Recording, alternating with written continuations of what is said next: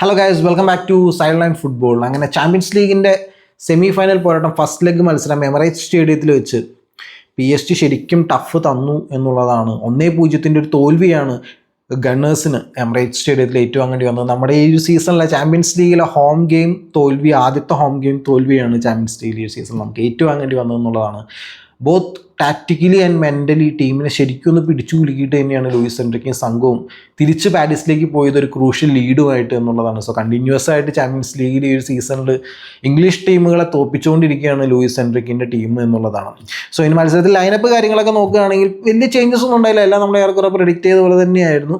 ആഴ്സണലിൻ്റെ കാര്യത്തിൽ ട്രൊസാർഡാണ് സ്റ്റാർട്ട് ചെയ്തത് സ്ട്രൈക്കറായിട്ട്, ആൻഡ് മെറീനോയ്ക്ക് മിഡ്ഫീൽഡിലേക്ക് ഇറങ്ങി കളിക്കേണ്ടി വന്നു. റൈസാണ് ഡിഫെൻസീവ് മിഡ്ഫീൽഡർ റോളിലേക്ക് ഇറങ്ങി കളിക്കേണ്ടി വന്നൊരു താരം എന്ന് പറയുന്നത്. ആൻഡ് ഇനി PSG കാര്യം നോക്കുകയാണെങ്കിൽ നമുക്ക് ആകെ ഡൗട്ട് ഉണ്ടായത് റൈറ്റ് വിങ്ങിൽ സ്റ്റാർട്ട് ചെയ്യുന്ന ഡിസൈഡോവോ ആയിരിക്കുമോ ബാർക്കോളോ ആയിരിക്കുമോ എന്നുള്ള കാര്യമായിരുന്നു. ഇത്തവണ ഡിസൈഡോവിന് തന്നെയാണ് പ്രയോറിറ്റി കൊടുത്തത് ലൂയിസ് എൻറിക്ക് എന്നുള്ളതാണ്. ഇനി ഈ മത്സരത്തിലേക്ക് നോക്കുകയാണെങ്കിൽ ആദ്യത്തെ ഒരു 30 മിനിറ്റ് കണ്ടു കഴിഞ്ഞാൽ നമുക്ക് സംശയം വരും, ഈ മത്സരം ശരിക്കും എമിറേറ്റ്സ് സ്റ്റേഡിയത്തിലാണ് നടക്കുന്നത്, പാർക്ക് ഡേ പ്രിൻസസിലാണ് നടക്കുന്നത് എന്നൊരു സംശയം വന്നു. കാരണം അജാതി ഡോമിനേഷനും അജാതൊരു കൺട്രോളും PSG ഫസ്റ്റ് മിനിറ്റ് തുടങ്ങി മത്സരത്തിൽ കൊണ്ടുവന്നു എന്നുള്ളതാണ്. അവരുടെ ഹോം സ്റ്റേഡിയം പോലെയുള്ള കംഫർട്ടായിട്ടാണ് അവർ കളിച്ചത്. സാധാരണ ആഴ്സണൽ ഏതൊരു മത്സരത്തിൽ പോയാലും ആദ്യത്തെ ഒരു ഡോമിനേഷനും ഒരു പൊസഷൻ വൈസ് കാര്യങ്ങളിലൊക്കെ കൺട്രോൾ ഏറ്റെടുക്കുക ആഴ്സണലാണ് മിക്ക മത്സരങ്ങളിലും, പ്രത്യേകിച്ച് എമിറേറ്റ്സ് സ്റ്റേഡിയത്തിൽ. പക്ഷേ ഇവിടെ PSG അവരുടെ ഹോം ടർഫിൽ കളിക്കുന്ന ഒരു ലാഘവത്തോടെയാണ് ആ ഒരു കൺട്രോളും ഡോമിനേഷനും മത്സരത്തിൽ കൊണ്ടുവന്നു എന്നുള്ളതാണ്. മത്സരം തുടങ്ങി ഒരു 4 മിനിറ്റേ എടുത്തുള്ളൂ അവർക്ക് സ്കോർ ചെയ്യാൻ എന്നുള്ളതാണ്. നമ്മുടെ മത്സരം തുടങ്ങുമ്പോഴുള്ള ഫാൻസിൻ്റെ ഒരു ആരവം ഉണ്ടല്ലോ, അതിങ്ങനെ കെട്ടഴിയുന്നതിന് മുമ്പ് തന്നെ, ഒന്ന് സെറ്റിലാവുന്നതിന് മുമ്പ് തന്നെ അവിടെ എല്ലാവരെയും മിണ്ടാതിരുത്തുന്ന രീതിയിലായിരുന്നു ഡെമ്പല്ലയുടെ ഗോള് വന്നത്. ലെഫ്റ്റ് ഫുട്ടർ ഷോട്ടായിരുന്നു, സൈഡ് ബാറിൽ തട്ടിയാണ് മുന്നിലോട്ട് കയറിയത്. ഡേവിഡ് റായ കംപ്ലീറ്റ്ലി ബീറ്റൺ ആയി പോയൊരു ഷോട്ട് തന്നെയായിരുന്നു അത്. അതിനെപ്പറ്റി നമുക്ക് പിന്നെ ഡീറ്റെയിൽ ആയിട്ട് സംസാരിക്കാം. എനിവേ ഒരു 30 മിനിറ്റ് ശ്വാസം അടക്കി പിടിച്ചാണ് ഓരോ ആഴ്സണൽ ഫാനും ആ ഒരു മത്സരം കണ്ടിട്ടുണ്ടാവുക എന്നുള്ളതാണ്. ഇപ്പോൾ ആ ഗോളിന് ശേഷം തന്നെ മാർക്കിനസിൻ്റെ വക ഒരു ക്ലോസ് റേഞ്ച് ഹെഡർ വരുന്നു. ഫോർച്യുനേറ്റ്ലി അത് ഡേവിഡ് റായ കംഫർട്ടബിളായിട്ട് സേവ് ചെയ്യുന്നുണ്ട്. അതേപോലെ തന്നെ ഡിസൈഡോവിൻ്റെ ഒരു അറ്റംപ്റ്റ് ഡേവിഡ് റായ സേവ് ചെയ്യുന്നുണ്ട്. ക്വാററ്റ്സ്കേലയുടെ വക ഒരു ക്ലോസ് പെനാൽറ്റി അപ്പീലുണ്ടായിരുന്നു, പക്ഷേ അത് ആദ്യം റഫറി നിരാകരിച്ചു. അതിനുശേഷം VAR ചെക്കിനും വലിയ കാര്യമായിട്ട് ഓവർടേൺ ഒന്നും ചെയ്തില്ല റഫറിയുടെ ഡിസിഷൻ. ഫോർച്യുനേറ്റ്ലി ഭാഗ്യം ആഴ്സണലിലൂടെ അവിടെ ഉണ്ടായെന്ന് തന്നെ പറയേണ്ടി വരും. കാരണം അതൊരു ക്ലോസ് കോള് തന്നെയായിരുന്നു. ബിക്കോസ് ടിംബർ ക്വാററ്റ്സ്കേലയുടെ മേത്ത് ഹാൻഡ് റാപ്പ് ചെയ്യുന്നൊരു സീൻ കാണുന്നുണ്ട്. പക്ഷേ എന്തുകൊണ്ടോ റഫറിക്ക് അതൊരു ഹാർഡ് ടച്ചായിട്ട് തോന്നിയില്ല. അതുകൊണ്ട് തന്നെ VARന് ഇനഫ് പ്രൂഫ് ഉണ്ടായിരുന്നില്ല അത് ഓവർടേൺ ചെയ്യാനായിട്ട്. അതുകൊണ്ട് അവിടെ ആഴ്സണൽ രക്ഷപ്പെട്ട് പോയി എന്നുള്ളതാണ്. ശരിക്കും അതൊരു പെനാൽറ്റി വിളിച്ചെങ്കിലും വലിയൊരു കുറ്റം പറയാൻ പറ്റില്ല എന്നുള്ളതാണ് എൻ്റെ പേഴ്സണൽ ഒപ്പീനിയൻ. പിന്നീട് ഒരു 30 മിനിറ്റിനൊക്കെ ശേഷമാണ് നമ്മൾ പതിയെ മത്സരത്തിലേക്ക് ആ ഒരു PSG അറ്റാക്കിനോടൊന്ന് അഡാപ്റ്റായി നമ്മൾ വന്നത് എന്നുള്ളതാണ്. അതിനുശേഷം നമുക്ക് ഫസ്റ്റ് ഹാഫ് അവസാനിക്കുന്നതിന് മുമ്പ് മാർട്ടിനെലിക്ക് ഒരു തകർപ്പൻ അവസരം കിട്ടിയതാണ് ഒരു ലെഫ്റ്റ് ആംഗിളിൽ നിന്ന്. പക്ഷെ അവിടെ അവരുടെ ഗോൾ കീപ്പിംഗ് മെഷീൻ ഡോണറുമ എഗെയിൻ ഒരു പിവറ്റൽ റോൾ തന്നെ ഒരു മത്സരത്തിൽ കൊണ്ടുവന്നു എന്നുള്ളതാണ്. മാർട്ടിനെല്ലിയുടെ ആ ഒരു ഷോട്ട് അവിടെ സേവ് ചെയ്യുന്നുണ്ട്. ഇനി സെക്കൻഡ് ഹാഫിലേക്ക് തുടങ്ങി കഴിഞ്ഞാൽ 2 മിനിറ്റ് ആയപ്പോൾ തന്നെ ആഴ്സണൽ ഇക്വലൈസിംഗ് ഗോൾ മിക്കേൽ മെറീനോ വഴി സെറ്റ് പീസിൽ നിന്ന് ഫ്രീ കിക്കിൽ നിന്ന് നേടിയെന്ന് വിചാരിച്ചതാണ്. പക്ഷേ അത് പിന്നീട് VAR ലെങ്തി VAR ചെക്കിന് ശേഷം അതൊരു ഓഫ് സൈഡ് എന്ന് വിധിക്കുകയായിരുന്നു. അതിനുശേഷം ട്രൊസാർഡിനൊരു നല്ലൊരു തകർപ്പൻ അവസരം കിട്ടിയതാണ്. ഡെക്ലാൻ റൈസ് വെച്ച് കൊടുത്തൊരു കിടിലൻ അവസരം. പക്ഷേ അഗെയിൻ ഡോണറുമ അവിടെ ഒരു വിലങ്ങുതടിയായി എന്നുള്ളതാണ്. കയസാക്കയുടെ വക അറ്റംപ്റ്റ്സ് ഒക്കെ ഉണ്ടായിരുന്നു, പക്ഷെ പിന്നീട് വലിയ ത്രെറ്റനിങ് സിറ്റുവേഷൻസ് ക്രിയേറ്റ് ആയില്ല. ആൻഡ് മാർട്ടിനെലിക്ക് പിന്നീട് ഷോട്ട് കിട്ടായിരുന്നു, പക്ഷെ അത് ഷോട്ട് എടുക്കാനുള്ള അവസരം ഉണ്ടായിരുന്നു, പക്ഷെ അത് പുറത്തേക്കാണ് പോയത്. ആൻഡ് അവസാനം ഒരു 10 മിനിറ്റൊക്കെ ആയപ്പോഴേക്കും ഈ 1-0 എന്നുള്ളത് 2-0 ആക്കാനുള്ള 2 സുവർണ്ണ അവസരങ്ങൾ PSG കിട്ടിയതാണ്. പകരക്കാരായിട്ട് ഇറങ്ങിയ ബാർക്കോളയ്ക്കും ഗോൺസാലോ റാമോസിനും 2 തകർപ്പൻ അവസരം കിട്ടിയതാണ്. ബാർക്കോളയുടെ ആദ്യത്തെ ആ ഒരു ബാർക്കോളയുടെ അറ്റംപ്റ്റ് എന്ന് പറയുന്നത് ജസ്റ്റിന് ഡേവിഡ് റായനെ ബീറ്റ് ചെയ്തു, ബ്യൂട്ടിഫുൾ ആയിട്ട് ബീറ്റ് ചെയ്തു. പക്ഷേ അൺഫോർച്ചുനേറ്റ്ലി അത് പുറത്തേക്ക് പോയി എന്നുള്ളതാണ്, ചെറിയൊരു മാർജിൻ്റെ എന്നുള്ളതാണ്. അതിനുശേഷം ഗോൺസാലോ റാമോസിന് കുറച്ചും കൂടി ക്ലോസ് ആയിട്ടൊരു ചാൻസ് കിട്ടിയതാണ്. പക്ഷേ ഒരു സ്ട്രേഞ്ച് ഷോട്ടായിരുന്നു ഗോൺസാലോ റാമോസ് ചൂസ് ചെയ്ത്. ആ ഒരു പക്ഷേ ക്രോസ് ബാറിൽ തട്ടി പോകുന്ന ഒരു സാഹചര്യമായിരുന്നു. എഗെയിൻ ഡേവിഡ് റായ സേവ് ചെയ്തതല്ല, അത് ക്രോസ് ബാറിൽ തട്ടിപ്പോയതാണ്. സോ അങ്ങനെ 2 തകർപ്പൻ അവസരങ്ങൾ അവിടെ PSG കിട്ടിയതാണ്. അത് 2-0 അല്ലെങ്കിൽ 3-0 എന്നൊരു സ്കോർ ലൈനിലേക്ക് ഉയർത്താനായിട്ട്. പക്ഷേ fortunately for Arsenal score line 1-0 അവസാനിച്ചു എന്നുള്ളതാണ്. സോ ഇനിയിപ്പോൾ നെക്സ്റ്റ് വീക്ക് പാർക്ക് ഡേ പ്രിൻസസിൽ പോയിട്ട് എല്ലാം മനസ്സിൽ കണ്ട് ഫൈറ്റ് ചെയ്യാന്ന് പറയില്ല, എല്ലാം പണയം വെച്ച് ഫൈറ്റ് ചെയ്യാന്ന് പറയില്ല, ആ ഒരു അവസ്ഥയിലേക്കാണ് ആഴ്സണൽ വന്നിരിക്കുന്നത്. എനിവേ നമ്മൾ പ്രതീക്ഷിച്ചാണ് ഒരു ക്ലോസ് മാച്ച് തന്നെയായിരിക്കും എന്നുള്ളത്. എനിവേ നമുക്കിനി ഒരു മത്സരത്തിൽ നടന്ന ഒരേ ഒരു ഗോളാണ് ഉണ്ടായത്. 4ാമത്തെ മിനിറ്റിൽ ഉസ്മാനെ ഡെമ്പലെ നേടിയത്. ആ ഒരു ഗോളിനെ പറ്റിയാണ് നമ്മളിനി സംസാരിക്കാൻ പോകുന്നത്. ഇനി ആ ഗോളിനെ പറ്റി പറയുകയാണെങ്കിൽ ഗോൾ സ്കോററായ ഡെംബെല്ലയ്ക്ക് തന്നെയാണ് ആ ഒരു ഗോളിൻ്റെ മൊത്തം ക്രെഡിറ്റും ഏറെക്കുറെ മൊത്തം ക്രെഡിറ്റും കൊടുക്കേണ്ടത് എന്നുള്ളതാണ്. കാരണം ഡെംബെല്ലയ്ക്ക് ലൂയിസ് എൻറിക്ക് കൊടുത്ത ഫ്രീഡം അതേപോലെയായിരുന്നു എന്നുള്ളതാണ്. പിച്ചിൻ്റെ എപ്പെട്ട വേണയിൽ ഓടിക്കളിച്ചോ. നമുക്കറിയാം ഓൾറെഡി PSG ഫ്രണ്ട് ലൈനിൻ്റെ കാര്യം പറഞ്ഞാൽ പൊസിഷൻസ് ഇൻ്റർചേഞ്ച് ചെയ്ത് കളിക്കുന്ന പ്ലേയേഴ്സാണ്. അത് ഈ ഒരു മത്സരത്തിൽ നമുക്ക് കാണാൻ കഴിഞ്ഞായിരുന്നു. പക്ഷേ ഇതല്ല, ഡെംബെല്ലയ്ക്ക് ഫുൾ ഫ്രീഡം ആയിരുന്നു all over the pitch Luis Enrique കൊടുത്തത് എന്നുള്ളതാണ്. And it paid off at the 4th minute.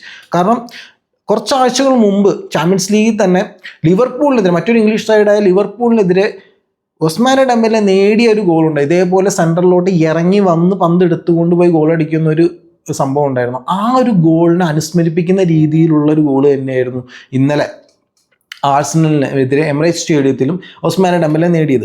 Midfield സർക്കിളിലേക്ക് ഇറങ്ങിച്ചെന്ന് ആ ഒരു പ്ലെയർ വളരെ കംഫർട്ടബിളായിട്ട് പന്ത് റിസീവ് ചെയ്യുന്നു. സോ അതിനുവേണ്ടി മറ്റുള്ള പ്ലെയേഴ്സിനെ ഓവർലോഡ് ചെയ്യേണ്ട ഒരു കാര്യം തന്നെയാണ്. അങ്ങനെ കിട്ടിയ സ്പേസിലേക്ക് ഡെംബെലെ ഇറങ്ങി വന്ന് ആ പന്ത് എടുത്തുകൊണ്ട് മുന്നോട്ട് കുതിക്കുന്നു.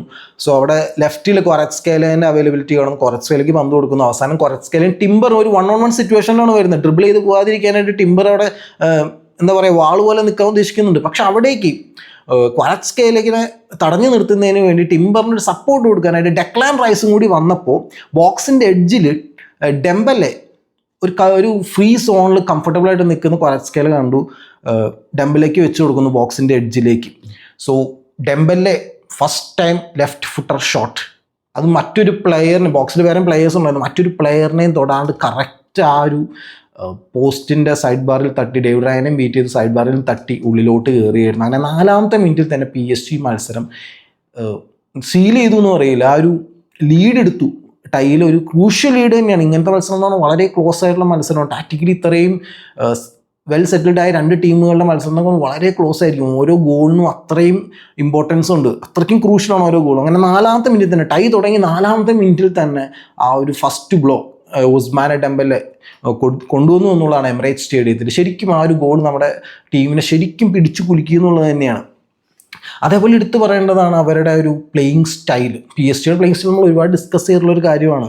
നമ്മളത് എന്തൊക്കെയാണ് എക്സ്പെക്ട് ചെയ്ത് അതൊക്കെ ഈ ഒരു മത്സരത്തിൽ വന്നു എന്നുള്ളതാണ്. സ്വിച്ച് ഓഫ് പ്ലേ ആണെങ്കിലും പൊസിഷൻസ് ഓവർലോഡ് ചെയ്യുന്നതാണെങ്കിലും അങ്ങനെ മറ്റുള്ള പ്ലേയേഴ്സിനെ ഫ്രീ ആക്കുന്ന കാര്യമാണെങ്കിലും പൊസിഷൻ ഇൻ്റർചേഞ്ച് ചെയ്യുന്ന കാര്യമാണെങ്കിലും ഇൻക്ലൂഡിങ് റൈറ്റ് ബാക്കിൽ കളിക്കുന്ന ഹക്കീമി അടക്കം, അതുപോലെ മിഡ്ഫീൽഡേഴ്സ് ഡിഫൻസിലേക്ക് ഇറങ്ങി, വിറ്റീനെയൊക്കെ ചില സമയത്ത് ഡിഫൻസീവ് തേർഡിലേക്ക് ഇറങ്ങി പോകുന്നതൊക്കെ നമുക്ക് കാണാം. 3-man ഡിഫൻസിലേക്ക് വിറ്റീനെ ഇറങ്ങി കളിക്കുന്നതൊക്കെ കാണാമായിരുന്നു. മിഡ്ഫീൽഡറായ വിറ്റീനെ കളിക്കുന്ന കാണാമായിരുന്നു. അതേപോലെ പ്ലേയേഴ്സ് പൊസിഷൻ ഫുള്ളി ഇൻ്റർചേഞ്ച് ചെയ്ത് കളിക്കുന്ന രീതി എല്ലാം നമ്മൾ എക്സ്പെക്ട് ചെയ്യുന്നത് അതൊക്കെ അവർ എമിറേറ്റ്സ് സ്റ്റേഡിയത്തിൽ കൊണ്ടുവന്നു എന്നുള്ളതാണ്. നമുക്ക് അവിടെ അങ്ങനെ പറയുമ്പോൾ നമ്മുടെ സിസ്റ്റത്തിൽ ശരിക്കും നമ്മൾ മിസ് ചെയ്ത പ്ലെയറാണ് തോമസ് പാർട്ടേ. അത് എടുത്ത് പറയാം. നമ്മളൊരു മത്സരത്തിന് മുമ്പ് എക്സ്പെക്ട് ചെയ്താണ്, മത്സരം കണ്ടുകൊണ്ടിരിക്കുമ്പോഴും അത് ഓർത്തുകൊണ്ടിരിക്കുക. ശരിക്കും ഒരു മത്സരത്തിൽ നമ്മുടെ സിസ്റ്റം കോപ്പപ്പ് ചെയ്യാൻ ശ്രമിക്കുന്ന കാണുമ്പോൾ അത് കറക്റ്റായിട്ട് വരാതിരിക്കുമ്പോൾ നമ്മളെ പ്രതീക്ഷിക്കുന്നുണ്ട്. അവിടെ തോമസ് പാർട്ടേ എന്ന് പറഞ്ഞ പ്ലെയർ ഉണ്ടായിരുന്നില്ല. സോ ആ റയൽ മാഡ്രിഡിൻസിൻ്റെ ശരിക്കും ദേഷ്യം പിടിപ്പിക്കുന്നത്, ആർസണൽ ഫാൻസിനെ ശരിക്കും ദേഷ്യം പിടിപ്പിച്ചിട്ടുണ്ടായിരുന്നില്ല ആ മത്സരം കണ്ടു കഴിഞ്ഞപ്പോൾ. കാരണം ആ ഒരു മഞ്ഞക്കാട് മേടിക്കാണ്ട് ആ ഒരു പ്ലെയർ അവിടെ ഉണ്ടായിരുന്നെങ്കിൽ മേ ബി നമുക്ക് കുറച്ചും കൂടി ബെറ്ററായിട്ട് ബോൾ കീപ്പ് ചെയ്ത് PSG എതിരെ അറ്റാക്ക് ഫ്രീക്വൻ്റ് ആയിട്ട് കൊണ്ടുവരാൻ പറ്റിയാണ്. കാരണം PSG അടുത്തേക്ക് അറ്റാക്ക് നമ്മൾ ഫ്രീക്വൻ്റ് ആയിട്ട് കൊണ്ടുവന്ന് തുടങ്ങിയപ്പോഴാണ് PSG ഒരു മത്സരത്തിലുള്ള കൺട്രോൾ ഒരു പൊടിക്കെങ്കിലും കുറഞ്ഞ് നമുക്ക് മത്സരത്തിലേക്കൊന്ന് കയറി വരാൻ പറ്റിയത് എന്നുള്ളതാണ്. സോ അതുകൊണ്ട് തോമസ് പാർട്ടയുടെ ഒരു മിസ് തന്നെയാണ്. അതേപോലെ ഡെക്ലാൻ റൈസിന് ആ ഒരു അഡ്വാൻസ്ഡ് അറ്റാക്കിംഗ് മിഡ്ഫീൽഡറായിട്ട് കളിക്കാൻ പറ്റാതെ വന്നപ്പോൾ ആ ഒരു പൊസിഷൻ മിക്കേൽ മെറീനയ്ക്ക് കൊടുത്തപ്പോഴും it was not working well. And അതേപോലെ ട്രൊസാർഡിൻ്റെ കാര്യം പറഞ്ഞാൽ മിക്കേൽ മെറീനോ ആ ഒരു ഹൈറ്റ് അഡ്വാൻറ്റേജും വെച്ച് ഫ്രണ്ട് ലൈനിൽ കൊടുക്കുന്ന ഒരു ഇമ്പാക്റ്റ് കൊണ്ടുവരാൻ ട്രൊസാർഡിന് കഴിഞ്ഞിട്ടില്ല എന്നുള്ളതാണ്.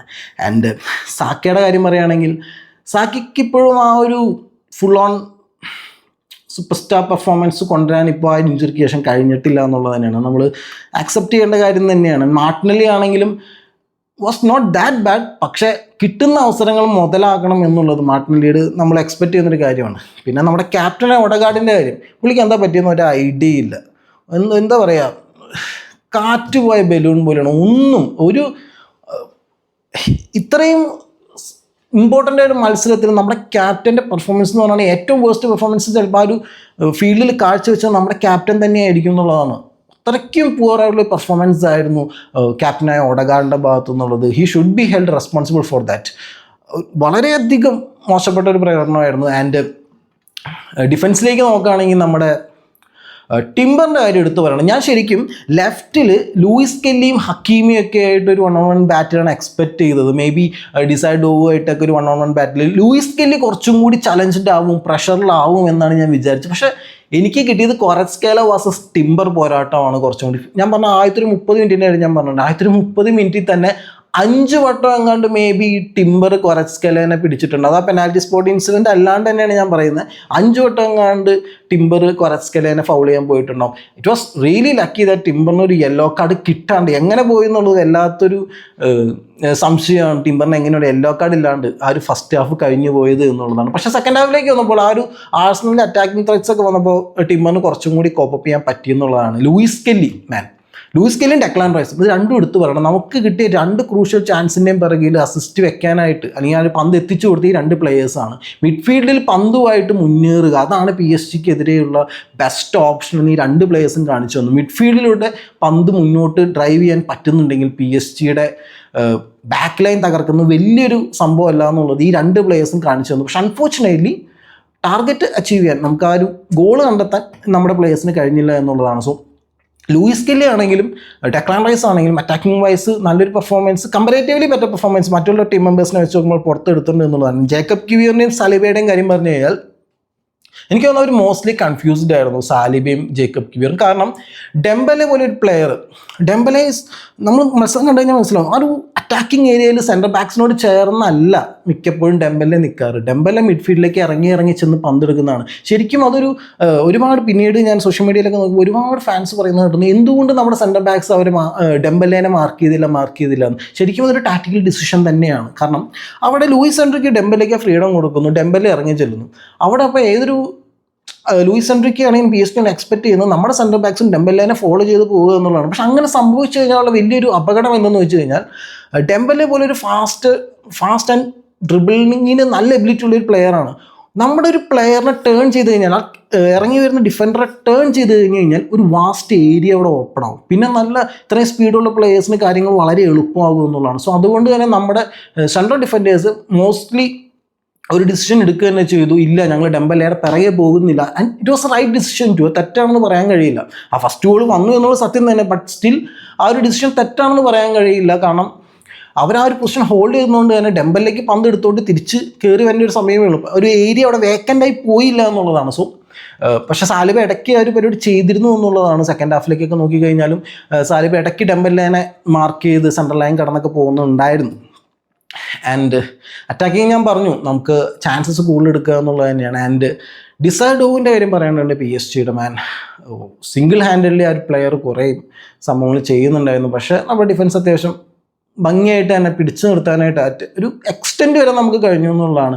ശരിക്കും തോമസ് പാർട്ടി ഉണ്ടായിരുന്നെങ്കിൽ, ഞാൻ പറയും തോമസ് പാർട്ടി ഉണ്ടായിരുന്നെങ്കിൽ ചിലപ്പോൾ നമുക്ക് ഈ മത്സരം കംപ്ലീറ്റ്ലി ഓവർടേൺ ചെയ്യാൻ പറ്റുമെന്ന് പറയുന്നത് അത്ര ശരിയല്ല. ബട്ട് സ്റ്റിൽ നമുക്ക് കുറച്ചും കൂടി കോർഡിനേറ്റഡ് ആയിട്ട് കുറച്ചുകൂടി കമ്പോസ്ഡ് ആയിട്ട് കളിക്കാൻ പറ്റുമായിരുന്നുള്ളൂ. കുറച്ചുകൂടി ബെറ്റർ ആയിട്ട് ക്വിക്കായിട്ട് അഡാപ്റ്റ് ചെയ്യാൻ നമുക്ക് ചിലപ്പോൾ ആ ഒരു മത്സരത്തിലേക്ക് കഴിഞ്ഞാൽ ആ 30 മിനിറ്റിൻ്റെ ഹോൾട്ട് മേ ബി വരില്ലായിരുന്നു എന്നുള്ളതാണ്. ആൻഡ് ഭാഗ്യം കൊണ്ട് അത് 1-0 നിന്നുള്ളൂ എന്നുള്ളതാണ്. സോ ഇനിയിപ്പോൾ നെക്സ്റ്റ് വീക്ക് പാർക്ക് ഡേ പ്രിൻസസിലേക്ക് നമ്മൾ ചെല്ലുമ്പോൾ ഒരു വല്ലാത്ത സിറ്റുവേഷനിലേക്ക് നമ്മൾ ഇപ്പോൾ റയൽ മാഡ്രിഡിൻ്റെ അടുത്തേക്ക് ചെന്നപ്പോൾ നമ്മൾ പറഞ്ഞിരുന്നത് പ്രൗഡീനോടുള്ള പേടിയാണ് നമുക്ക്. അവരുടെ ഹിസ്റ്ററിനെയായിരുന്നു നമുക്ക് ഭയം. ആ റെമോണ്ടാഡ എന്ന് പറയുന്ന ഒരു പേരിനെയല്ല നമ്മൾ പേടിച്ചിരുന്നത്. അവർ ഇതുവരെ ചെയ്തിട്ടുള്ള കാര്യങ്ങൾ, ആ കംബാക്സിനെയായിരുന്നു നമ്മൾ പേടിച്ചത്. PSG ഇതുവരെ ചെയ്ത കാര്യങ്ങളെയല്ല നമ്മൾ പേടിക്കുന്നത്. PSG നിലവിലെ കറണ്ട് ഫോം, ആ ഒരു സിസ്റ്റത്തെയാണ്, ആ ഒരു വേൾഡ് ക്ലാസ് കോച്ച്, ആ ടാക്ടീഷ്യൻ്റെ തന്ത്രങ്ങളെയാണ് നമ്മൾ പേടിക്കുന്നത്. സോ അതിൻ്റെ ഒരു ബെറ്റർ സൈഡ് നമ്മളിപ്പോൾ കണ്ടു എമിറേറ്റ്സ് സ്റ്റേഡിയത്തിൽ ഫസ്റ്റ് ഹാൻഡ്. സോ ഇനിയിപ്പോൾ പാർക്ക് ഡേ പ്രിൻസസിലേക്ക് ചെല്ലുമ്പോൾ കാര്യങ്ങൾ ടൈറ്റ് തന്നെയായിരിക്കും. ഈവൻ തോമസ് പാർട്ടി വന്നാലും കാര്യങ്ങൾ വളരെ ടൈറ്റ് തന്നെയായിരിക്കും എന്നുള്ളതിന് സംശയമൊന്നുമില്ല. പക്ഷേ നമ്മൾ കാണിച്ചു നമുക്ക് ഈ ഒരു ടീമിനെതിരെ, ഇങ്ങനെയൊരു ടോപ്പ് ടീമിനെതിരെയും കളിക്കാൻ കഴിയും, നമുക്കും അവരുടെ ഡിഫൻസ് ബ്രീച്ച് ചെയ്ത് ഗോളുകൾ കണ്ടെത്താൻ കഴിയുമെന്നുള്ളത്. അവിടെയാണ് ഡോണറുമ പോലൊരു പ്ലെയർ അത്രയും അവർക്ക് വലിയൊരു പിവറ്റൽ ഫിഗർ ആയത് ഈ ഒരു മത്സരത്തിൽ എന്നുള്ളതാണ്. ഡേവിഡ് റായ് നല്ല പെർഫോമൻസ് നമുക്ക് വേണ്ടി കാഴ്ചവെച്ചു എന്നുള്ളത് എടുത്തു പറയേണ്ട ഒരു കാര്യം തന്നെയാണ്. എനിവേ അതേപോലെ പറയേണ്ടത് നമ്മുടെ ടീമിൻ്റെ ഡിസിപ്ലിൻ കുറച്ചും കൂടി ബെറ്റർ ആക്കണം എന്നുള്ളതാണ്. ആൻഡ് അവിടെ എടുത്തു വരുന്ന എക്സാമ്പിൾ ബുക്കായ സാക്കറ്റാണ്. ഫസ്റ്റ് ഹാഫ് കഴിയാറാകുമ്പോൾ ന്യൂനോ മെൻഡസിനെ ഫൗൾ ചെയ്തപ്പോൾ അതൊരു സോഫ്റ്റ് ഫൗൾ തന്നെയാണ്, അല്ലെന്ന് പറയുന്നില്ല. പക്ഷേ അവിടെ റെഫറി വിസിൽ വിളിച്ചതിൻ്റെ ദേഷ്യം തീർക്കുന്ന പന്ത് അടിച്ചെറിപ്പിച്ചിട്ടാണ്. പക്ഷെ നമുക്കതിനെ അറിയാം, അങ്ങനെ ചെയ്ത് കഴിഞ്ഞാൽ ഓട്ടോമാറ്റിക്കലി പറയാം മഞ്ഞക്കാട് വരും എന്നുള്ളത്. വെറുതെ അനാവശ്യമായിട്ട് മഞ്ഞക്കാടുകൾ മേടിക്കാതിരിക്കുക, അതൊക്കെ ഒരു എന്താ പറയുക, ചൈൽഡിഷ് മഞ്ഞക്കാടാണ്. ടാക്റ്റിക്കൽ ഫൗൾ ചെയ്ത് മഞ്ഞക്കാട് മേടിക്കുന്നത് മനസ്സിലാക്കും. അതേപോലെ ദേഷ്യം പന്തടിച്ച് തെറിപ്പിച്ച് കാണിച്ച് മഞ്ഞക്കാട് മേടിക്കുന്നതിനോട് അതൊരു നല്ല ക്വാളിറ്റി അല്ല. അത് ഇതേപോലെ സെമി ഫൈനൽ സ്റ്റേജിൽ എത്തിയിരിക്കുന്ന ഒരു ടീമിൻ്റെ മെമ്പർ. സോ അതും നമ്മുടെ ടീം കുറച്ച് ബെറ്റർ ആയിട്ട് നോക്കേണ്ട ആവശ്യമുണ്ട്. എനിവേ നെക്സ്റ്റ് വീക്ക് വെനസ്ഡേ ഒരു സൂപ്പർ പോരാട്ടം തന്നെ നമുക്ക് പാക് ഡെഫൻസസ് കിട്ടുമെന്ന് തന്നെ നമുക്ക് വിശ്വസിക്കാം.